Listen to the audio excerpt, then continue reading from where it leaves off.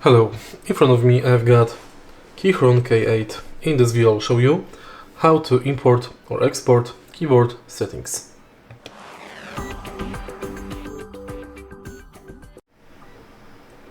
In the beginning, make sure that your keyboard is connected with PC and then go to Launcher and KEYCHRON.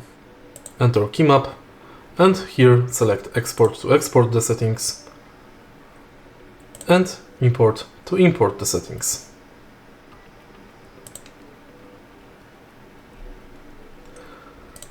If you find this video helpful, please leave like, comment and subscribe.